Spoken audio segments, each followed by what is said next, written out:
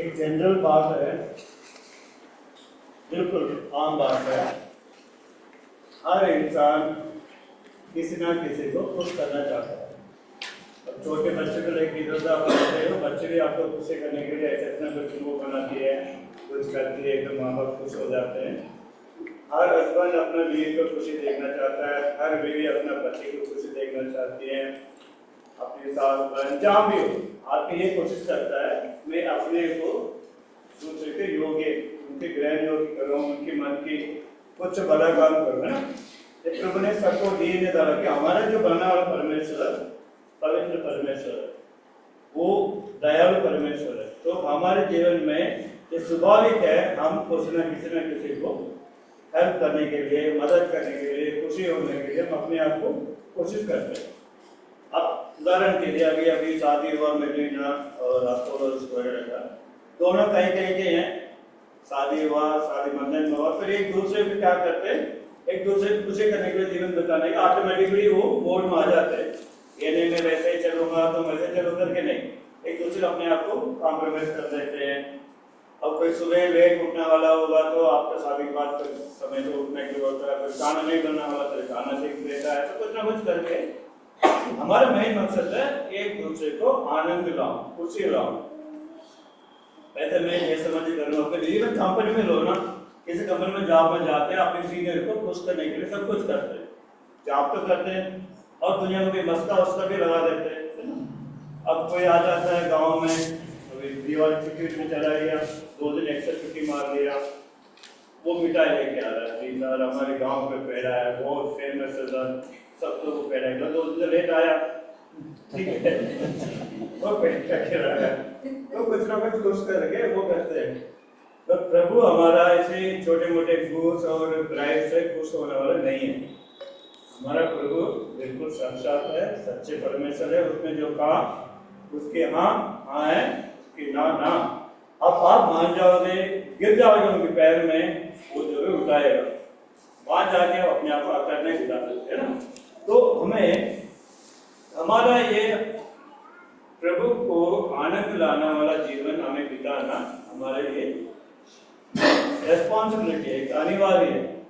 जिस प्रभु ने हमें कुछ समझा, कुछ परखा, अपनाया, उनको दिल में हमें खुशी लाना। अब नए नियम आप देखोगे तो छोटे छोटे शब्दों में प्रभु खुश हो जाता है। एक आपने कहता है प्रभु आप मेरे घर मत आओ, मैं इतना योग्य नहीं हूँ, आप तो पाओ मेरे घर के अंदर आ सकता है, मैं इतना योग्य नहीं हूँ। कैसा यार, पूरी इस्राएल में ऐसा विश्वास मैंने कहीं नहीं देखा। उस बंदे के बारे में बताता है, एक औरत कहती है प्रभु वो कुत्ते भी नीचे गिरा हुआ चूर-चार खाते हैं, प्रभु खुश हो जाता है, तुम तेरे बेटी चंगाई हो गया, तुम चला जाए। शब्दों से वो उचित समय पे उचित शब्द बोल के प्रभु को दिल खुश कर देते हैं, है ना। हम कैसे शब्द बोलते हैं, कैसा जीवन बिताते हैं, कैसा बात मानते हैं, है ना। तो प्रभु को खुश होने से पहले अब अगर हम एक दूसरे को खुश करने के लिए कोशिश करते तो पहले ये तो सोचो दुखी है क्या नहीं। अब बताओ हमारा प्रभु दुख है या खुश है अपने जीवन से, ऐसे दुनिया में देखेंगे तो हमारा परमेश्वर खुश है दुखी है? खुशी है, खुश है, खुश। ठीक, वेरी गुड। हाँ आप बताओ भैया, हमारा परमेश्वर दुखी है खुशी है? दुखी दुखी है ना, नाश हो रहे हैं ना, नाश तो हो रहे हैं। वो प्रभु कहता है मैं सुबह 9:30 बजे आके बैठ जाता हूँ, मौसम को खुला रखा है, कोई सर्दी नहीं, कोई कोहरा नहीं, ठीक है। रात में ऐसे नहीं मच्छर से बेच के नहीं करवाया। मेरे बच्चे मेरे घर पे दामाद बनते, शादी में बारात में आ रहे, सारा मेरे शादी सारे माफ करना सारे बारात में आ रहे, मगर पवित्र सभा में परमेश्वर को आदर करने के लिए समय पे नहीं आते। तो प्रभु खुश होगा दुख होगा? बताओ। तो हम कैसे अपने जीवन सुधार के दिखा देंगे? मैं तुझे अच्छा बीवी दी, अच्छा बच्चे दिया, बच्चे को तबीयत भी ठीक रखा, गाड़ी ठीक रखी, सब कुछ ठीक रखा, सुबह तुम उठ नहीं पाओगे, टाइम पर सबक पढ़ा नहीं पाओगे, मुझे जय जयकार करने के तुम आओगे नहीं, फिर बोलोगे प्रभु आज से दूसरे चाप पे काले बिल्कुल आते हैं, क्योंकि कुछ दिन काले रहेगा फिर, है ना। चलो प्रभु दुखी है, हम पहले पढ़ेंगे, पहले पुराने नियम में मोसेस भाई मदद करना पड़ेगा। उत्पत्ति 6:6 सबका पता है ये जो वचन बहुत एक मुख्य वचन है बाइबल में।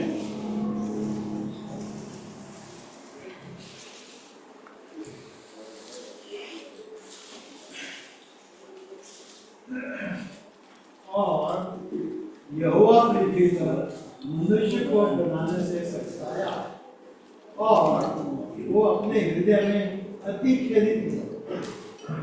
इंग्लिश में लिखा है and he repented the Lord that he had made man on the earth and it grieved him at his heart. Repent, grieved in his heart. दिल में बहुत दुखी हुआ मैंने मनुष्य को क्यों बनाया। उससे पहले आप देखेंगे जब प्रभु बनाते बनाते कितनी बार प्रभु बोला है कि गॉड भला है अच्छा है, कितनी बार बोला है तो बाइबल पढ़े तो पता चलेगा। 7 बार कहता है it is good, it is good, it is good. हमारे पास समय हम पढ़ लेंगे एक बार। अब देखिए जरा प्रभु कहता है अच्छा है। जेनेसिस का 1 चैप्टर में 7:30 को अधिकार है। 4 पढ़िए तो मैं। और परमेश्वर ने उजियाले को देखा कि अच्छा है और परमेश्वर ने उजियाले को अंधियारे से अलग किया। और कोई 10 आयत बहन की तरफ पढ़ सकते हैं। परमेश्वर ने सूखी भूमि को पृथ्वी कहा तथा जो जल इकट्ठा हुआ उसको उसने समुद्र कहा और परमेश्वर ने देखा कि अच्छा है। और 12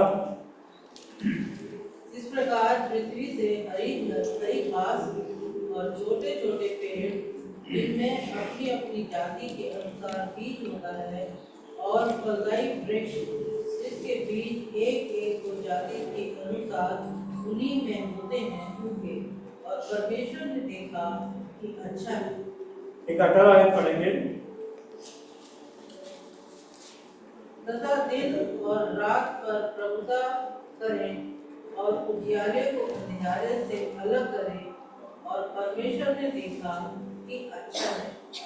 21 इसलिए परमेश्वर ने जाति जाति के बड़े बड़े जल जंतुओं को और उन सब जीवित प्राणियों को भी सृष्टि को जो चलते फिरते हैं जिनसे जल बहुत ही भर गया और एक एक जाति के उड़ने वाले पक्षियों की भी सृष्टि की और परमेश्वर ने देखा कि अच्छा है। 25 इस प्रकार परमेश्वर ने पृथ्वी के जाति जाति के वन पशुओं को और जाति जाति के घरेलू पशुओं को और जाति जाति की भूमि पर सब देखने वाले जंतुओं को बनाया और परमेश्वर ने देखा कि अच्छा है। लास्ट 31 तब परमेश्वर ने जो कुछ बनाया था सबको देखा तो क्या देखा कि वो बहुत ही अच्छा है। तथा सांझ हुई और फिर भोर हुआ इस प्रकार 4 दिन हो गए। तो प्रभु ने सब कुछ बनाया अच्छा है, अच्छा है, बहुत ही अच्छा बनते बनते बनते तो बहुत अच्छे लगा। तो प्रभु ने जो अभी इसमें 25 आयत को जो बनाया था ना एक बंदा 27 में God created man in his own image, the image of God created him. वो 6:6 में कहता है मैं अति खेदित हुआ और मैंने बहुत गलत किया, ऐसा कहता प्रभु। और यहोवा पृथ्वी पर मनुष्य को बनाने से पछताया और मन में अति खेद किया। तो प्रभु जो हमारा सृष्टिकर्ता को हमने दुखी कर दिया, ठीक है। और एक वचन पढ़ेंगे उसी में, इसी तरह से आप चलेंगे तो पुराने नियम के हम पहले देख लेते हैं। राजा चाहिए करके पूरा यहूदियों में खुला में राजा चाहिए थी, जैसे बाकी देशों में राजा है, हमें राजा दूर करेगा तो ठीक रहेगा। ये तो बात सही है, आप हमें सहायता करते हैं, सारी दुश्मनों से हमें पराजित करके हमें विजय देते हैं, सब कुछ देते हैं, सब कुछ, हमें तो राजा चाहिए। तो तुमने एक राजा बना दिया। देखिए पहला सामुएल 15:11, पहला सामुएल 15:11, फर्स्ट सामुएल चैप्टर 15:11। मैं शाऊल को राजा बनाकर पछताता हूँ क्योंकि उसने मेरे पीछे चलना छोड़ दिया और मेरी आज्ञाओं का पालन नहीं किया। तब शाऊल का क्रोध बढ़ता और रात भर यहोवा की बुराई दिखाया। हाँ, तो यहाँ पर साउल के देखेंगे तो उसने बहुत नम्र लड़का था और कहता मैं बेन्यामीन गोत्र में बिल्कुल छोटा हूँ, प्रभु ने मुझे राजा बनाया, बहुत सब कुछ ठीक था। अब राजा बनते बनते बनते बनते जैसे हम लोग आजकल कह देते ना, एमएलए था पहले ठीक था, वो मंत्री बनते फिर गया, इस टाइप के वो राजा बनते वो प्रभु को यहाँ से प्रभु को कहना पड़ा, मेरी सामुएल को तो लिखा है, साउल राजा बनने के पछताता हूँ क्योंकि उसने मेरे पीछे करना छोड़ दिया। और ये तो हो गया साउल की कहानी। उसके बाद हम देखेंगे भजन संहिता 95:10, Psalms 95 verse 10। 40 वर्ष तक मैं उस पीढ़ी के लोगों से जूझा रहा और मैंने कहा, ये तो भटकने वाले मन के हैं और इन्होंने मेरे मार्गों को नहीं पहचाना। हाँ, एक दिन नहीं, 2 दिन नहीं, 40 वर्ष तक उसने परमेश्वर को दुखी दिया, है ना। 40 वर्ष तक उस पीढ़ी के लोगों से रूठा रहा। I grieved with his generation for 40 years। अब 1-2 साल तो नहीं, 40 साल तक कोई, क्योंकि प्रभु ने प्रेम कर लिया, छोड़ तो सकता नहीं, उन्हें अपने नाम दे दिया, है ना। प्रभु उसके आगे से कुछ नहीं जा सकता। तो 40 वर्ष तक इन्होंने उन्हें दुखी करता रहा, प्रभु उन्हें सहता रहा। इतनी सहनशीलता हमारी परमेश्वर है। तो हमारी कर्तव्य है ऐसे परमेश्वर को हमने भी कम नहीं छोड़ा। प्रभु को नहीं जाना था, जो कुछ करता हमारे सिलेबस में नहीं है, प्रभु ने हमें उसको देखा नहीं, प्रभु ने उसको नजरअंदाज कर दिया। तो प्रभु को ग्रहण करने के बाद जो अभी हम प्रभु को दुखी करते हैं ना, वो प्रभु को दिल को दुखाता है। प्रभु ने क्या किया, हमारे को सबको अपनी अपनी भाषा में अपने वचन को आग में दिया, अपने वचन को। परमेश्वर जो मनुष्य बनकर आया, फिर अब परमेश्वर अपने वचन का हमारे हाथ में दिया, है ना। हम पढ़ रहे थे, पिता ने स्वर्ग से जो जीवन देने वाला व्यक्ति प्रभु यीशु मसीह, वो अभी बाइबल में है। अब यूहन्ना तो पढ़ेंगे, जॉन 5:39 एक बार पढ़ लेंगे बीच में, यूहन्ना का 5:39। तो पवित्र शास्त्र में ढूंढते हो क्योंकि समझते हो कि इसमें अनंत जीवन तुम्हें मिलता है, और यह वही है जो मेरी गवाही देता है। हाँ, सारी बाइबल जब उस टाइम तो 39 किताब थी जो प्रभु इस जगत में दे कहता है, ये सारी मेरी गवाही देता है। और तुम उसको पढ़ते हो, तुम्हारे वो शास्त्री है, सब कुछ पढ़ते करते, मगर उस प्रभु को नहीं जाना। कानून जान लिया, खाने पीने के जान लिया, ये जान लिया, मगर प्रभु का दिल को नहीं जाना। हमने क्या कर दिया, ये तो पता है, हमारा प्रभु हमें माफ कर देता है।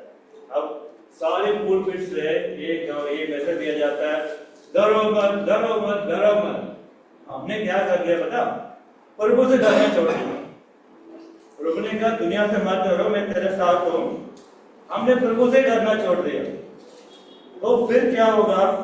बाइबल में लिखा है, तुमने मुझे भूल लिया, मैं तेरे बच्चों के भूल जाऊंगा।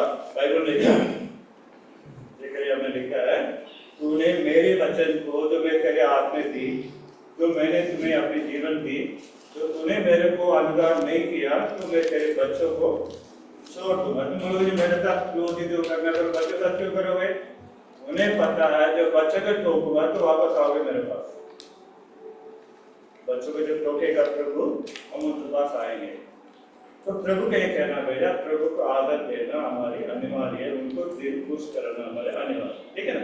अब आयत नए नियम में आते हैं, जॉन चैप्टर 6:6 यूहन्ना 6:66 यीशु मसीह के समय का है। इस पर उसके चेलों में से बहुत से उल्टे फिर गए और उसके बाद उसके साथ ना चले। जो प्रभु ने उनसे कहा था, अब उसके एक वचन पहले वाला पढ़ेंगे। और उसने कहा, इसीलिए मैंने तुमसे कहा था कि जब तक किसी को पिता की ओर से ये वरदान ना दिया जाए, तब तक वह मेरे पास नहीं आ सकता। तो प्रभु ने कहा उन यहूदियों को, जब तक तुम्हें वरदान नहीं मिला तुम मेरे पास नहीं आ सके। तो इस बात पर जितने थे सब प्रभु यीशु मसीह के छोड़ के चले गए। तो प्रभु यीशु मसीह वहाँ पर थोड़ा दुख हो जाता है। और एक वचन पढ़ेंगे योना 11:33-35। इससे पहले पढ़ेंगे मार्क का 3:5, मरकुस का 3:5 पढ़ेंगे। उसने उनके मन की कठोरता से उदास होकर उनको क्रोध से चारों ओर देखा और उस मनुष्य से कहा, अपना हाथ बढ़ा। उसने बढ़ाया और उसका हाथ अच्छा हो गया। तो पढ़ रहे थे ना, वो कानून व्यवस्था तो बहुत कठिन देख रहे थे। सबत के दिन कोई चंगा नहीं होगा, कोई काम नहीं करेगा, ये वो प्रभु देखता है। इस मसीह जब वो बंदा जिसकी आँख सूखी हुई थी, तो प्रभु कहता है when he looked around about on them with anger, grief for the orders of the Lord, इनकी कठोरता को देखे मैं दयालु पिता परमेश्वर तुम्हें ये वचन दी है, तो दिल कठोर कैसे हो जाता है। देखो दुखी होकर प्रभु गुस्सा से कहता है अपना हाथ बढ़ाओ, उसके बाद ठीक हो जाता है। कभी कभी प्रभु हमारी कठोरता को देखता है, हमारे मन में इतनी कठोरता हो जाता है, हम कानून की इतनी पालन कर लेते हैं। हमारी हर कलीसिया में कोई ना कोई रूल्स होती है, रूल्स के पीछे इतने स्ट्रांग हो जाते हैं, वो बंदे का तो क्यों ऐसा हुआ करेगा सोचते नहीं है। प्रभु फिर सोचता है यार मैं दयालु परमेश्वर, जैसा हमने एक एग्जाम्पल दृष्टांत प्रभु ने दिया ना, ये को प्रभु ज्यादा माफ कर देता है, वो घर जाके अपने नौकर को पकड़ लेता है, तुम्हें इतना माफ किया तो उसको माफ नहीं करते। तो हम माफी तो प्रभु से पा लेते हैं और आगे माफी नहीं देते, वो अपने पास रख लेते हैं। फिर प्रभु हम पर भी यही बात करता है, गुस्सा से करना पड़ जाता है प्रभु को, है ना। और एक बात प्रभु सच्चे मन से आप देखेंगे तो योना 11:33-35 जो लाजर के समय की कहानी है। जब यीशु ने उसको और उन यहूदियों को जो उनके साथ आए थे रोते हुए देखा, तो आत्मा में बहुत ही उदास और व्याकुल हुआ और कहा, तुमने उसे कहाँ रखा है? उन्होंने उससे कहा, हे प्रभु, चल कर देख लो। यीशु रोया। हमारा प्रभु इतनी दयालु परमेश्वर है, वो कहता आत्मा में व्याकुल होकर बहुत ही उदास हुआ और घबराकर कहा, तुमने उसे कहाँ रखा। तो ऐसे नम्रता वाला दिल हमारा प्रभु है। हम भी जब दुख होते हैं, हम गीत पे गाते हैं, सच्चाई भी यही है, जब हम दुख होते हैं हमारे साथ प्रभु भी दुखी हो जाता है। जब हम खुश होते हैं वो हमसे ज्यादा खुश होता है। तो हमें दुखी होने नहीं देता, बल्कि वो आप प्रभु को मार्ग में चलेंगे, उनके वचन के अनुसार जीवन बिताएंगे, आपको दुखी होने की कोई जरूरत पड़ेगी नहीं। अब लगातार उल्लंघन करते रहेंगे, कहना कहते हो शैतान हमें इजीली खींच लेगा। अब उदाहरण के लिए बोलते हैं, कूटने के लिए प्रार्थना करते हैं तो आप थोड़ा ठीक रहोगे, नींद नहीं आएगी, उदास नहीं आएगी, अब तक नहीं जाओगे तो प्रार्थना करते रहोगे। मैं तो ये वो लेट के प्रार्थना करूँगा, तो लेटते प्रभु को 2 शब्द लेते आपका नींद सुला देगा शैतान, ऐसे ही करके सुला देगा। तो कूटने लेके प्रार्थना करोगे तो हो सकता है आप 1 घंटे का जो प्रार्थना का समय लेते हैं, आधा पौने घंटे फिर भी प्रार्थना करोगे कूटने चाहिए। अब मैं बैठे बैठे ऐसे वैसे में प्रार्थना करूँगा, 10 मिनट के अंदर आपको सुला देगा। तो प्रभु के साथ आप चलोगे तो थोड़ा ऐसा आना पड़ेगा, है ना। तो नहीं तो अभी आप समय पर चर्च नहीं आएंगे, बाइबल पढ़ेंगे नहीं, प्रभु की संगति को तोड़ देंगे, प्रभु के ग्रामर को दूर कर देंगे, तो शैतान की अपनी जाल आपकी इजली खींच लेगा। आप प्रभु के साथ रहेंगे, वचन पढ़ेंगे, प्रभु को प्यार करेंगे, प्रभु का आराधना करेंगे, तो शैतान आपसे दूर ही रहने का आपको हिम्मत मिलेगी, है ना। जैसा एक्सरसाइज करते हैं, सुबह दौड़ते हैं और कोई करते हैं अपने आप को थोड़ा बीमार से बच जाते हैं, तो प्रभु के साथ हम ये काम करेंगे तो बचे रहेंगे। आप बोलेंगे अपने प्रभु है तो प्रभु तो कहता है डरो मत, डरो मत, तो प्रभु से डरना छोड़ दिया। तो प्रभु से डरना छोड़े तो शैतान ने अपना काम ले लिया। फिर हम उदास लेके घूम रहे, प्रभु यार जयवान परमेश्वर का बच्चे फिर वो लंगड़े बन के क्यों जी रहा है? क्यों? प्रभु के साथ हमारी दोस्ती कमी है ना। तो प्रभु हमसे ये चाहता है, मैं तो दुखी हूँ, ठीक है। अब एक वो वचन पढ़ेंगे जरा, मत्ती 26:37 और 38। मत्ती चैप्टर 26 वर्स 37-38।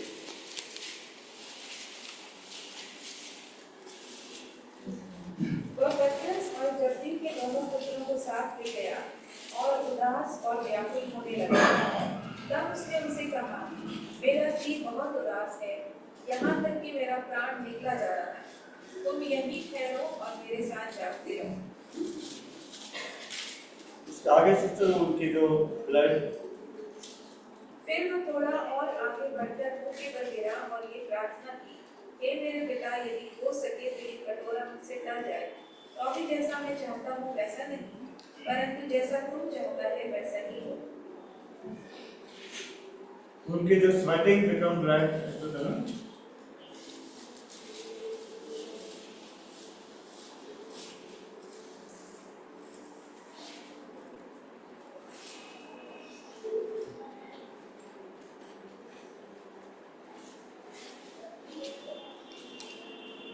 ठीक, और एक वचन पढ़ेंगे ऐसे इसी बात पर, लूका 22 का 44, 22 to 44, लूक 22 44। वह अत्यंत संकट में व्याकुल होकर और भी अधिक वेदना से प्रार्थना करने लगा, और उसका पसीना मानो लहू की बड़ी बड़ी बूंदों के समान भूमि पर गिर रहा था। हम लोग देखें ना, वो बहुत ही पसीना निकलने वाले देखकर किसी को ज्यादा पसीना निकलते रहती है तो सोचते बस पसीना खून से निकलते करके हमने तो नहीं, मैंने तो नहीं देखा, आप लोग पता नहीं। तो प्रभु यीशु मसीह इतनी हमारी जो कष्ट थे परमेश्वर उनको पर रख दिया, तो इतनी उनका जो ब्लड शरीर से निकलना लग जाता है, इतने व्याकुल होता है प्रभु, इसलिए हम जैसे नालायकों को बचाना था। उसकी मतलब क्या थी? हमें बचाना था, अपनाना था। एक पढ़ाएंगे क्यों इतना दुख प्रभु का, आयसाया का 53 53 का 11। प्रभु इतना दुख क्यों करना पड़ा प्रभु यीशु मसीह को? वह अपने प्राणों का दुख उठाकर उसे देखेगा और दृढ़ होगा। अपने ज्ञान के द्वारा मेरा धर्मी दास बहुतेरों को धर्मी ठहराएगा और उनके अधर्म के कामों का बोझ आप उठा लेगा। He shall see the travail of his soul and be satisfied, but his knowledge, my righteous servant, shall justify many. He shall bear their iniquity. वो many कौन है? हम लोग हैं। हमारे बोझ को उठा के हमें वो न्याय कराने के लिए, हमारे पवित्र करने के लिए उस क्रूस पर प्रभु इतना दुख उठाता है। मगर उससे पहले उन्हें पता हो कितनी बड़ा प्रॉब्लम है, तो वो पसीना भी खून जैसा निकलता है। तो हमने देखा पिता परमेश्वर का पुराने नियम को जो दुख उठाना, मनुष्य को बनाने से पछताना और साउल को राजा बनाने से पछताना, है ना। यहाँ देखते हैं प्रभु यीशु मसीह हमें बचाने के लिए जो आता है वो इतना दुख उठा के हमें बचाता है। तो प्रभु हमसे क्या चाहता है? एक तो उसको खुश करने के लिए हमारे पास क्या होना चाहिए? ओबेडियंस, आज्ञाकारिता हमारे लिए बहुत जरूरी है। जब प्रभु को आप आज्ञा नहीं मानोगे, प्रभु को आप खुश नहीं कर सकते। दूसरा, प्रभु को ऊपर विश्वास करना, बिलीव करना। जब बिलीव नहीं करोगे तो प्रभु को खुश नहीं ला सकते। और हमारे विचार, जब हम 40 साल से बच के जब प्रभु के राज में आए, हमारे विचार वो स्पिरिचुअली होना चाहिए और दुनियादार की तरफ से हमारी माइंड नहीं होना चाहिए। और हम फ्रूटफुल रहना चाहिए, हमारे जीवन से प्रभु को कुछ तो फायदा होना चाहिए। हमें फ्रूटफुल नहीं होंगे तो प्रभु को दिल को हम कभी खुशी ला नहीं सकते। फिर मैं कह रहा हूँ, जो प्रभु इस दुनिया को बनाने से पता है, अपने पुत्र यीशु मसीह को बेच के इसी दुनिया से, उसी गंध से हम जैसे कुछ लोगों को चुनौत के करके निकाल के शैतान से चुनौती देता है। मेरे बच्चे हैं, ये मेरे बात मानेंगे, मेरी आवाज सुनेंगे, इन्हें मैं पवित्र रखूंगा, जब मैं वापस आऊंगा ये मेरे साथ रहेंगे। हमारे लिए वो चुनौती कर रहा है। हमारे जीवन के द्वारा उस प्रभु को आनंद लाना, आनंद देना हमारे अनिवार्य है। उसके हमें उसके आगे मानना है, ओबेडियंस, उनको पर विश्वास करना, बिलीव। और हमारे जीवन में दुनियादारी नहीं, आत्मिक बात के विचार होनी चाहिए और हमें फल लाने वाले हमें बनने चाहिए। ये 4 काम हम करेंगे, प्रभु सारा दुख को भूल के हमारे साथ हंसेगा, हमारे साथ खुशी होगा, हमारे साथ भोजन भी करेगा, हमारे घर आएगा, हमें आशीष देगा। प्रभु ने कहा, जो मैं कटकटाता हूँ कोई बोलेगा, मैं उनके घर आऊंगा, उसके साथ भोजन भी करूंगा, वो मेरे साथ भी भोजन करेगा, सारा आशीष देगा वो। हमें उन्हें खुशी लाने वाला करना चाहिए, है ना। कल हमारे यहाँ पर तो बच्चे आए थे, उन बच्चों को हमने खुशी कर दिया तो बच्चे हमारे साथ इतने खुल मिल जाते हैं, दिल खुश, मतलब पूछो मत, एकदम आधा एक घंटे करके इतनी दोस्ती बन जाती है। प्रभु का दिल को खुशी आने वाला जीवन आप बिताओगे, प्रभु हमारे हर काम को लिख के रखेगा, हमें कभी वो भूलेगा नहीं। तो हमारा जीवन उसको खुशी लाने वाला बनना चाहिए। उसके पहला हमारा ओबेडियंस, आगे का तो बहुत जरूरी है। वो प्रभु ने हमें एग्जाम्पल को दिया, हम पढ़ेंगे व्यवस्था विवरण का 30 ड्यूटेरोनॉमी चैप्टर 30 वर्स 9 and 10। और यहोवा तेरी भलाई के लिए तेरे सब कामों में और तेरी संतान और पशुओं के बच्चों और भूमि की उपज में तेरी बढ़ती करेगा, क्योंकि यहोवा फिर तेरे ऊपर भलाई के लिए वैसा ही आनंद करेगा जैसा उसने तेरे पूर्वजों के ऊपर किया। ये वचन सब मिलकर पढ़ें। ये जो वचन है ड्यूटेरोनॉमी 30 वर्स 9 and 10, अपने अपने भाषा में सब पढ़ेंगे। ये परमेश्वर का वचन है। Then the Lord your God will prosper you abundantly in all the work of your hand, in the offspring of your body and in the offspring of your cattle, and in the produce of your ground. For the Lord will again rejoice over you for good, just as He has rejoiced over your fathers, if you obey the Lord your God to keep His commandments and His statutes, which are written in this book of the law, if you turn to the Lord your God with all your heart and soul.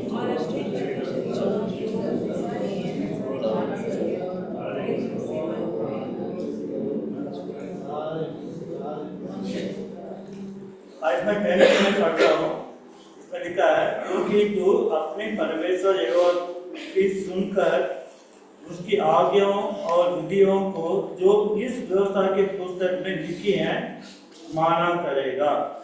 वो जो सुनना मतलब आप पहले मुझे प्रभु बोल रहा वो नहीं, जो प्रभु का आज्ञा, प्रभु का वचन लिख के जो आपको जो दिया गया है, इस पुस्तक को आप पढ़ोगे, इसी में से प्रभु आपसे बात करेगा, इसी की बातों को आप मानोगे, इसी पुस्तक से, तो प्रभु तुम्हें जो उसने अभी 9 में जो आज्ञा दिया था सब कुछ हमें देगा। इसी पुस्तक में जब उसको पढ़ोगे, इसमें से प्रभु का आवाज आएगी, आप उसको सुनोगे, उसके मानोगे, तो प्रभु ने 9 आयत में कहा तुम्हारी यहोवा भलाई तेरे लिए सब कामों में और तेरी संतान पशु सब सब सब भला कर देगा। तब इसके साथ आप समय बिताओगे, इसको पढ़ोगे, इसके आज्ञा के मानोगे, है ना। अब इसको छोड़कर आप कुछ भी करोगे, आप फिर कहना कि आप कमी पाओगे। तो ये बाइबल हमारी, जैसे गीत गाते हैं, बाइबल मेरी जिंदगी है, बाइबल मेरे लिए सब, ये हमारे लिए पावर बैंक है, हमारा आत्मिक पावर का, इसके साथ हमें समय बिताना है ना। तो एक पढ़ेंगे, आपको लिखा है आइज़ाया चैप्टर 1 में चलेंगे।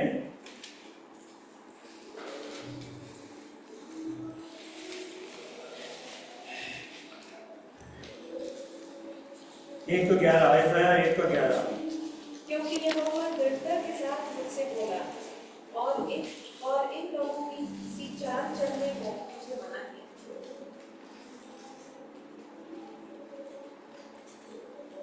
देखो यूं कहता है, तुम्हारी बहुत से बलिदान मेरे किस काम के हैं? मैं तो भेड़ों, होम बलियों और पाले हुए पशुओं की चर्चों अदा गया। और 12 पढ़े में बच्चों और भेड़ की, भाई 12 चला पढ़िए भाई, आइज़ाया 1, आइज़ाया चैप्टर 1, आइज़ाया चैप्टर 1, हाँ 11 to 13। यहोवा ये कहता है, तुम्हारे बहुत से भेड़ बलि हुए किस काम के हैं? मैं तो भेड़ों के होम बलियों से और पाले हुए बछड़ों की चर्बी से अका गया हूँ। मैं बछड़ों या भेड़ के बच्चों या बकरों के लहू से प्रसन्न नहीं होता। तुम जब अपने मुंह मुझे दिखाने के लिए आते हो, तब ये कौन चाहता है कि तुम मेरे आनंद को पाँव से रौंदो? व्यर्थ अन्न बलि मत लाओ, भूख से मुझे घृणा है। नए चांद और विश्राम दिन का मानना और सभाओं का प्रचार करना ये मुझे बुरा लगता है। महासभा के साथ ही साथ अनर्थ काम करना मुझसे सहा नहीं जाता। तुम्हारे नए चांदों और नियत पर्वों के मानने से मैं जी से बैर रखता हूँ। वे सब मुझे बोझ जान पड़ते हैं। मैं उनको सहते सहते उकता गया। ये जब हम आज्ञा नहीं मानेंगे, जैसे पुराने नियम में सारा काम में माना जाता है मगर आगे तारीता नहीं होता, प्रभु को दिल को नहीं मानोगे, प्रभु को पहचानोगे नहीं, मगर सारे काम बाहर बाहर से कर लोगे, है ना। तो प्रभु कहता है सब किस काम कर मेरे लिए, मैं उसका करते करते उब गया, हो गया, उब गया, थक गया, है ना। अब अभी वैसे मैं फिर एग्जाम्पल बोलता हूँ, कंपनी का हर ट्यूसडे या वेडनेसडे एक मीटिंग रखते हैं, प्रोजेक्ट रिव्यू मीटिंग।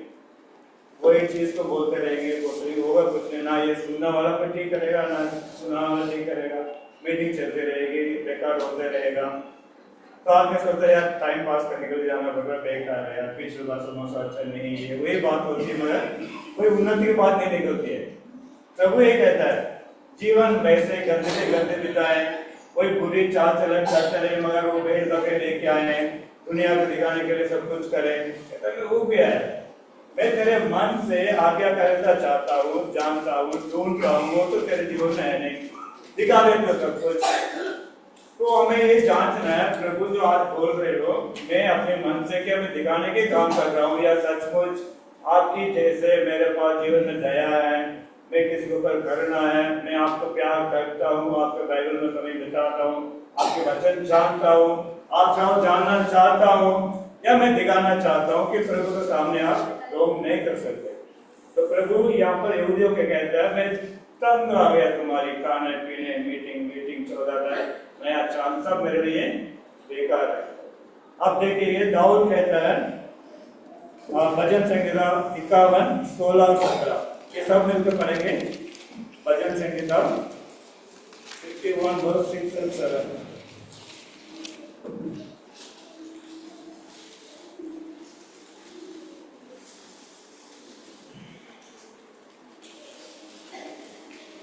सोलह 17 भजन संहिता 51, 16 और 17। For you do not delight in sacrifice, otherwise I would give it. You are not pleased with burnt offering. The sacrifices of God are a broken spirit, a broken and a contrite heart, you will not despise. ये दाऊद अब तो वो पेट पकड़ने वाला नेता राजा बन गया। अब प्रभु कहता बलि चढ़ाओ तो उधर लाखों तो बलि चढ़ा देता, इतना ताकत वाला पैसा वाला बन गया राजा। वो कहता है हे प्रभु, क्योंकि तू बलिदान मेल बलि और मैं प्रसन्न नहीं होता, नहीं तो मैं देता, वो बलि से तू प्रसन्न नहीं होता। क्या चाहिए? टूटा मन परमेश्वर की योग्य बलिदान है, हे परमेश्वर जो टूटे और पिसे हुए मन को तुच्छ नहीं जानता। तो उस प्रभु को सामने गिड़गिड़ाते प्यार करते, प्रभु जब हमें दिखाता है ये ठीक करो, ये ठीक करो, ये ठीक करो, उसको ठीक करते रहे, जब प्रभु के सामने आते हैं फिर हमारे दिल से मारा गीत गाते हैं, दिल से अपना पेट चढ़ाते हैं, तो ऐसे पकड़ लेते हैं। किसी अपना अच्छा एक भाई बहन के घर जाओगे, कुछ भी जो एक गिलास पानी भी पिला देगा ना, नहीं मीठा लगेगा, इतना दिल खुश हो जाएगा, क्योंकि वो हमारे अंदर ही दोनों को मन एक हो जाता है। किसी घर में आप जाना नहीं चाहोगे, फिर भी जाना पड़ जाता है, पता नहीं कुछ भी खिलाते रहे, आपके मन में लगे यार कब यहाँ से निकलो। आप सोचो मेरे जीवन प्रभु के साथ कैसा है, मेरे दिल से हाँ प्रभु आमीन, वो प्रभु ग्रहण योग कर रहा है, लंबी लंबी हम गीत कार्य सब कुछ करें, प्रभु क्या कर अपने आप जानना, मैं कोई जानने वाला नहीं हूँ ना, इतना योग्यता मेरी है, तो प्रभु ने आज्ञा दी, मैं इसलिए बता रहा हूँ। हमें अपने जीवन को सोचना है, जांचना है, ए प्रभु मेरे मन के जो सब आपके नाम पर, प्रभु यीशु मसीह के नाम पर पिता को चढ़ाता हूँ, वो ग्रहण योग्य है क्या नहीं, वो आज्ञाकारिता से आगे निकल रहा है कि नहीं निकल रहा, क्योंकि आज्ञाकारिता प्रभु नंबर 1 में रखता है ना। और आगे में देखेंगे इब्रानी का 10 और 5 पढ़ेंगे, जीसस के तरफ से देखेंगे, यीशु मसीह की तरफ से। इब्रानी 10 और 5 नए दिन में इसी कारण वो जगत में आते समय कहता है, बलिदान और भेंट तुम्हें न चाहिए, पर मेरे लिए एक भेंट तैयार की। हम प्रभु 6 और 7 पढ़े सिस्टर। तब मैंने कहा देख मैं आ गया हूँ, पवित्र शास्त्र में मेरे विषय में लिखा हुआ है, ताकि हे परमेश्वर तेरी इच्छा पूरी करो। तो प्रभु कहता है, प्रभु यीशु मसीह बहुत अच्छे से लिखा है, इसी कारण वो जगत में आते समय कहता है, मतलब प्रभु यीशु मसीह को परमेश्वर जगत में भेज रहा है, तो मरियम के छोटे बच्चे के बाद के तरफ जो भेज रहा है, तो कहता है तूने बलिदान और भेंट तूने ना चाहिए, तो मेरे लिए एक देह तैयार किया, बात ऑफरिंग और सैक्रिफाइस आपको नहीं चाहिए, है ना। इस तरह करते हुए वो कहता है मैं आपको अपना ओबेडिएंस। आप देखोगे प्रभु यीशु मसीह जब जीवन बिताते हैं, अब बाइबल में परमेश्वर कहता है ये मेरा प्रिय पुत्र, मैं इनमें प्रसन्न हूं। ऐसे कितने बार पढ़ते हैं हम? नया नियम में ऊपर से आवाज आती है, बाइबल लिखा है ये मेरा प्रिय पुत्र, इनकी सुनो, मैं इससे प्रसन्न हूं। कितने बार आता है प्रभु यीशु मसीह के बारे में ना? तो एक बार जब प्रभु यीशु मसीह बपतिस्मा लेने आता है, तब एक आवाज आती है ये मेरा प्रिय पुत्र, मैं इससे प्रसन्न हूं। अब इस पूरी दुनिया में आप देखोगे बपतिस्मा लेने का आवश्यकता हमारा प्रभु क्या किया? सबको बपतिस्मा लेना जरूरी है प्रभु को छोड़ के, मगर वो परमेश्वर के आज्ञा के अनुसार, इस लिखे हुए नियमों के अनुसार ओबेडिएंट, आज्ञा मानकर वो बपतिस्मा ले रहा है। और बपतिस्मा देने वाला कहता है जो ना मैं आपसे बपतिस्मा लेना मैं आपको नहीं दूंगा, कहता ले लो, तू सब कुछ करना हमारे लिए लिखा हुआ है ना। तो ऐसा एक परमेश्वर का पुत्र प्रभु यीशु मसीह अपने पिता की हर बात कर आज्ञा मान कर उसने जीवन बिताया। तो हमें क्या कर रहा है? मुझसे सीखो, मेरा लघु, मेरा जो बोझ हल्का है, मुझसे सीखो। तो हमने इसमें से क्या सीखना है? उनकी आज्ञा मानना, आज्ञाकारिता को हमें सीखना है ना। आज्ञाकारिता सीखेंगे तो हम प्रभु को और मन को खुश करेंगे और अच्छा रहेंगे, है ना। तो प्रभु हमें, प्रभु को खुश कैसे करोगे? प्रभु को आज्ञाकारिता के रह के आप खुश करोगे, है ना। तो जो दुखी परमेश्वर को खुश करने के लिए हमें, आप प्रभु मैं आपको दुखी नहीं कराऊंगा, आपकी बात मैं जरूर मानूंगा, चाहे मेरे कुछ भी घाटा हो जाए, आपकी बात मानूंगा ही मानूंगा। मैं सुबह जल्दी उठूंगा ही उठूंगा, सभा में आने से पहले पढ़ाई करूंगा, ध्यान करूंगा, प्रार्थना करूंगा, आपके साथ में समय जरूर बिताऊंगा करके आप हमें अपने आप को मन में टांग लें, ठीक है। अगले संडे जरूर टाइम पर आने का भी टांग लेना, ठीक है ना। और दूसरी बात है, हमने देखा दूसरे वचन प्रभु के ऊपर विश्वास करना, है ना। ये 11:6 में लिखा, इब्रू 11:6, सब जानते हैं इसको। और विश्वास बिना उसे प्रसन्न करना अनहोना है, क्योंकि परमेश्वर के पास आने वाले को विश्वास करना चाहिए कि वो है और अपने खोजने वालों को प्रतिफल देता है। तो विश्वास के बिना हमें प्रभु को कभी खोज नहीं कर सकते हैं। जो हमें विश्वास करना है वो है, वो परमेश्वर है, तो उसको विश्वास हमेशा इजीली कर सकते हैं जब तक हम उनको विश्वास, हम प्यार करते हैं। जब प्यार नहीं करेंगे, विश्वास नहीं कर सकते। मानो हम चल रहे हैं, हमारे साथ कुछ घटना हो जाता है, जरूर सचमुच हम भी घटना वो सोचते हैं यार हमारे साथ कैसा हो गया, प्रभु है क्या नहीं, शक आ जाती है। अन्य जाति को आए नहीं आए, जो चुने हुए लोग होते हैं जरूर आ जाते हैं, शैतान पहले आ जाता है। कोई घटना होते ही हम इधर उधर देखने से पहले, वो डॉक्टर आने से पहले, कोई वचन याद आने से पहले शैतान फौरन पहुंचेगा हमें विरोध करने के लिए, हमें डाउट कराने के लिए, प्रभु को विरोध कुछ शब्द सोचने के लिए। हम सब योग्य नहीं बन सकते, प्रभु ने दिया, प्रभु ने लिया, प्रभु को स्तुतियो, अयुक्त तो हम बन ही नहीं सकते, मगर इसलिए तो बन सकते हैं चाहे कुछ भी हो, अंत मेरा प्रभु के साथ मेरा ठीक ही होगा करके। मेरा प्रभु है जिसने मुझे अपनाया, वो मुझे आदर रखता छोड़ेगा नहीं, मैं उनका हूँ। I belong to Jesus, I am the children of heavenly citizenship. ऐसा आप सोचोगे तो विश्वास में आप प्रभु को उसे ला सकते हैं ना। अब इब्रू 3 का 16 और 19 तक पढ़ेंगे। इब्रू 3 16 से 19।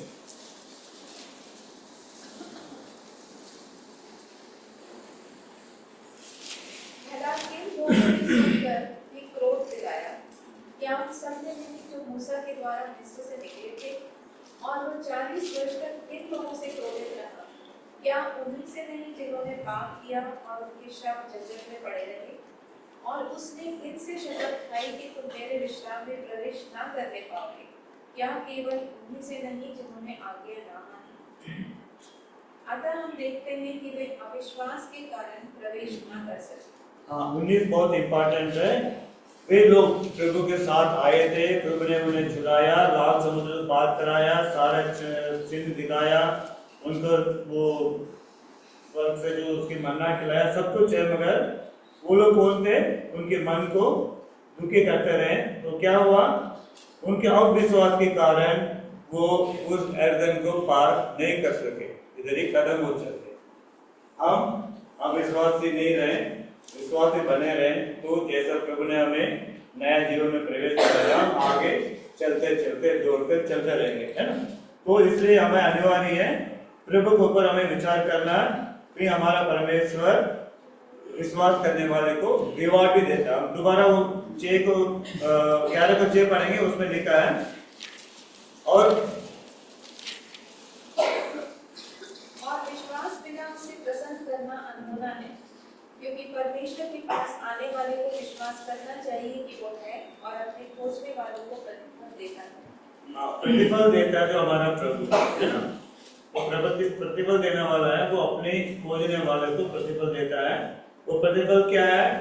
प्रभु हमें एक डाउट से छुड़ा देगा, डर से छुड़ा देगा, हमारे मन को और वो रखेगा, है ना। अब देखो ना, अच्छा खासे ड्यूटी पे जा रहे थे, वो डैनियल के 3 बंदे को बोल दिया, भाई ये इतनी बड़ी मूर्ति को तुम्हें दंडवत करना, नहीं तो तुम्हें आग में डाल दूंगा। अचानक तो उनकी बात ये मत आई, राजा रहने दो, मेरा प्रभु है, सामर्थी है। 10 दिन हम लोग पानी पीते रहे, तभी हमारा चेहरा खिल उठा। इतने ज्ञान है, तुम बाकी आदमियों से सब कुछ है, तुम कुछ भी हो, वो प्रभु है। मुझे बस तुम कुछ भी करो, मैं आग में जाऊंगा, मगर तेरी बात नहीं मानूंगा। हम भी जानते हैं, हम भी कहते हैं हाँ मेरा प्रभु है, मेरा यीशु मसीह भला है, पवित्र है, स्ट्रांग है, मुझे बचाया, सब कुछ है। फिर हमारे अंदर हल्का सा एक शक आ जाता है, वो तो है, अभी सब मेरे को मदद करेगा कि नहीं करेगा। He is there, God is there, He is Almighty God. Will He do this time to me? ये मेरे साथ कभी होगा या नहीं होगा? एक शक आ जाती है। हमें उस शक को हटाना है। कैसे हटाओगे? ऐसे विश्वास को ताने रखोगे नहीं, वो प्रभु हटाएगा, प्रभु करेगा, मेरे लिए करेगा, मेरा ही करेगा, मेरे बिना तो किसको नहीं करेगा, करके हमें विश्वास करना है। वो 3 बंदे अभी हमारे सामने खड़े हैं। हम उतनी बड़ी 7 गुना गर्म किया हुआ आग अंदर हम घुसे थे, प्रभु मेरे साथ वॉक कर रहा था, वॉकिंग कर रहे थे अंदर, है ना। तो उस वक्त आप जरा सा ढकमा जाओगे तो मिलेगी नहीं आपको, है ना, आशीष नहीं मिलेगी। तो विश्वास हमें और मजबूत करना है, तो प्रभु खुश हो जाए। देखो मेरे बच्चे को, मैंने इन्हें जैसा करके लिया, उसने मेरी बात मानी, मुझे काम में रखा, मेरे वचन के काम में रखा, तो शैतान अपने आप भागेगा, ठीक है ना। तो प्रभु को खुश कराना है, तो हमें प्रभु को विश्वास में और दृढ़ रहना है, ठीक है ना। और तीसरा हमने देखा था स्पिरिचुअली माइंड है, हमारे विचार आत्मिक होने चाहिए, है ना। अब पढ़ेंगे रोमियो 8 का आएंगे,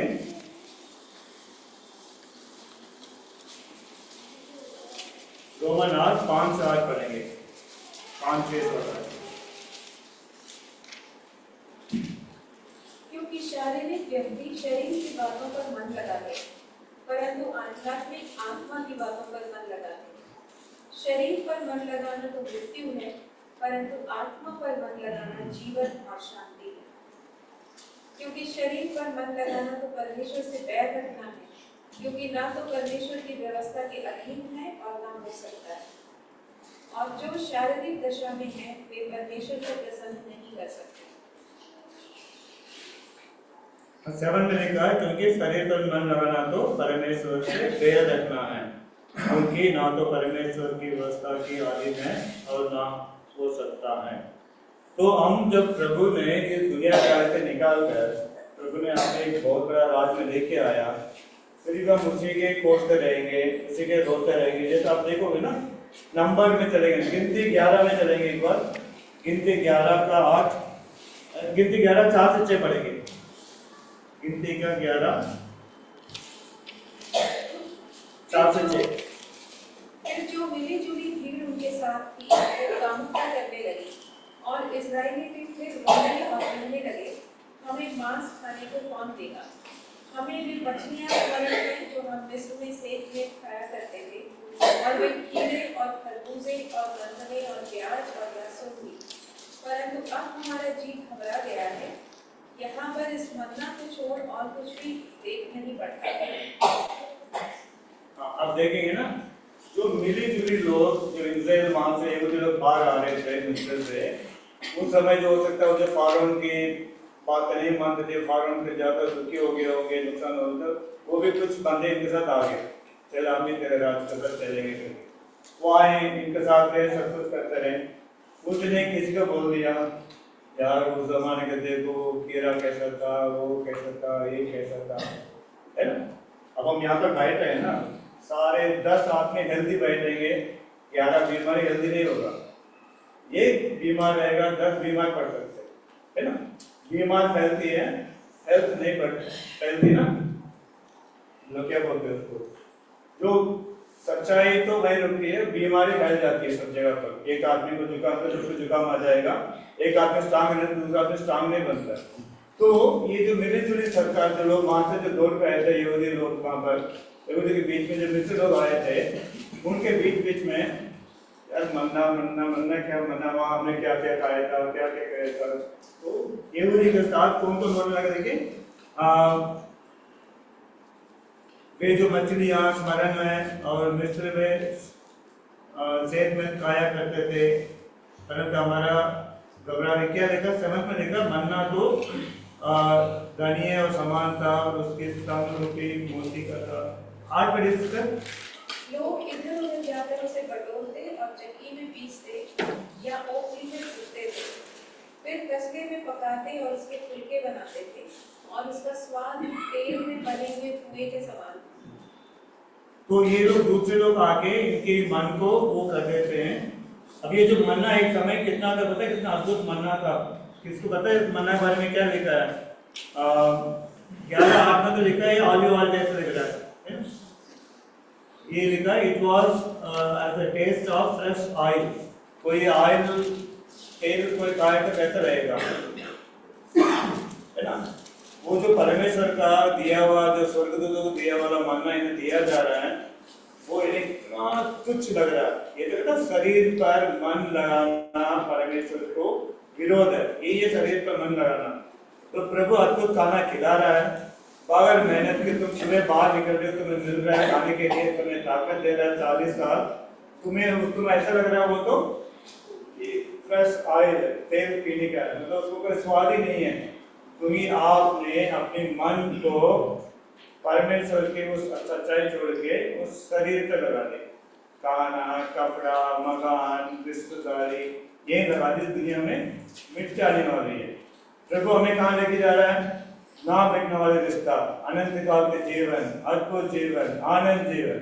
अब वो मन वहां तक जाने के बगैर यहाँ लग जाता है, तो प्रभु का हर बात हमारे कठिन लग जाता है। अगर आप भी एक टेस्ट लगा सकते हैं, पहले आदि में हम प्रभु के साथ कितनी दोस्ती करते थे, बाइबल कितना पढ़ते थे, प्रार्थना कितना करते थे, समय से कैसे आते थे, अब हम कैसे कर रहे हैं, ये हमारे एक चेक पॉइंट है। हम प्रभु से के अलावा हमारे मन इधर घिस गया, आ गया, शरीर पर आ गया, प्रभु से बैर करने लगा, इसलिए ये सारी बातें हमारे मन में आ रही है। नहीं तो हम पहले जैसा होते, हम ऐसा मन नहीं लगाते। हमारे लिए ये लगता है, ये हमारा ये जो प्रभु का दिया हुआ ये जो मन्ना है, वो लगता था एक वेफर्स का तरह, क्या बोलते हैं उसको, हनी जैसा लगता था। मैं रेफरेंस देखा था, ढूंढ रहा अभी। हाँ 11 का जो ना 16। हाँ पढ़िए भाई, पढ़िए भाई, वेरी गुड, थैंक यू। और इजराइल के घराने वालों ने उस वस्तु का नाम मन्ना रखा, और वो धनिये के समान श्वेत था, और उसका स्वाद मधु के बने हुए कुएं का सा था। मधु के बने हुए वेफर्स विद हनी। ये तो वेफर्स बहुत अच्छा लगता है ना, एकदम खाने में ऐसा लगता था। सेम मन्ना, सेम चीज, जब शरीर पर मन लगाने से वो कहता है ऑयल जैसा लग रहा है, ऑयल पीना होता है। गंध, हमें तो वो चाहिए था, तो प्रभु को मन को हम दुखी कर देते हैं। एलियस अनुवाद में गोंद के समान। हाँ, ठीक है ना। तो वही चीज था, सेम प्रभु यीशु मसीह जब हम बैठ रहे, हमारे लिए इतनी अच्छा लगा था, इतनी प्यारा लगा था। अब कहता है यार हर बार आना पड़ता है, 4 घंटे बैठना पड़ता है, सर्दी ज्यादा है, गाड़ी मिल नहीं रही है, रेट ज्यादा मांग रहा है, वहां बैठने का जगह नहीं है ना। क्योंकि वही मनना था, अब ऐसे लगा क्योंकि हम मन यहाँ लगा है, प्रभु में लगाते ऐसे बातें कभी नहीं आती। तो प्रभु को खुश करना, वो आपको मन हमेशा प्रभु को ऊपर ही लगाना बहुत जरूरी है। एक आयत पढ़ेंगे, 2 कुरिन्थियों 6:17-18। प्रभु क्या कहता है, पौलुस को लिखा है 2 कुरिन्थियों चैप्टर 6। इसलिए प्रभु कहता है, उनके बीच में से निकलो और अलग रहो और अशुद्ध वस्तु को मत छुओ, तो मैं तुम्हें ग्रहण करूंगा और मैं तुम्हारा पिता होऊंगा और तुम मेरे बेटे और बेटियां होगे। यह सर्वशक्तिमान प्रभु परमेश्वर का वचन है। सर्वशक्तिमान प्रभु का वचन है। जैसे कुछ लोग जो यहूदी जो मिस्र से कुछ लाके आपके मन को बहला रहा है, आपका दिमाग इधर घुमा रहा है, उससे तुम अलग रहो, उसको मत छुओ, उस पवित्रता से बिगड़ वाला काम पर मत जाओ, तो मैं तुम्हारा बन जाऊंगा। दोबारा पढ़ते हैं इसको, वो मूर्तों के साथ परमेश्वर का ये 17 में लिखा है, तो उनके बीच में से निकल आओ, अलग रहो, अशुद्ध वस्तु को मत छुओ, मैं तुम्हें ग्रहण करूंगा, तुम्हारा पिता होऊंगा और तुम मेरे बेटे और बेटियां होंगे। ये सर्वशक्तिमान प्रभु परमेश्वर का वचन है। तो अभी समय हो गया, इसको वचन को हम आगे प्रभु समय जैसे बात करेंगे, बट हमें निचोड़ यही है, प्रभु ने सारा सृष्टि बनाई थी, सृष्टि रची थी, 7 बार बोला बहुत अच्छा है, अच्छा है, अच्छा है। तो प्रभु खेदित हुआ, मन में दुखी हुआ, इस मनुष्य को क्यों बनाया। फिर प्रभु की योजना थी, इस गलत लोगों के बीच में से अपने लिए राज खड़ा करूंगा। तो हमने देखा आइज़ाया चैप्टर 53:11 में प्रभु अपनी ट्रैवल, अपने दुख से अपने बच्चों को देखेगा, उन्हें अपना ग्रहण करेगा, अपने राज में प्रवेश करेगा। इसके लिए वो इतना दुख उठा, उसके पसीना भी लहू की तरह बहाने लगा। अब हमें प्रभु के साथ ये आज्ञा मानना है, प्रभु को वचन को विश्वास करना है, चाहे कुछ भी हो जाए। हमारे मन को पिछले वाली जिंदगी छोड़ के आत्मिक तरफ लगाना है। ये काम आप करोगे, प्रभु के दिल को आप जीतोगे, प्रभु का दिल आप जीतोगे। प्रभु ने कहा मैं उनके घर आऊंगा, उनके घर में बैठूंगा, मैं आऊंगा, मेरे पिता भी आएंगे, दोनों आपके साथ भोजन भी करेंगे, आपका घर कार्य भी करेंगे। ये आपके हाथ में है। हाँ यीशु आप मेरे जीवन में आओ, मेरे दिल में आओ। मैं कहीं भटक गया था, कहीं बिगड़ गया था, मैं आपसे आज कसम खाता हूँ, अब आपसे वादा करता हूँ, मैं आपसे बाइबल ज्यादा पढ़ूंगा, आपके वचन ज्यादा गाऊंगा, आपके मनन करूंगा, मैं अपने जीवन को बदलूंगा। आपका जीवन मुझे चाहिए, ये यीशु मुझे आप चाहिए, मैं आपको खुश कराऊंगा, मेरे जीवन ऐसे रहेगी। हर एक भाई बहन अपने आप अपने मन में आज एक क्या बोलते हैं प्रभु के साथ एक कॉन्वेंट बांध के कर जा सके। अब ये जो मैसेज के लिए हमारा भाई बहुत अच्छी तरह से प्रार्थना करेंगे और भाई मौसम बेनेडिक्शन देंगे।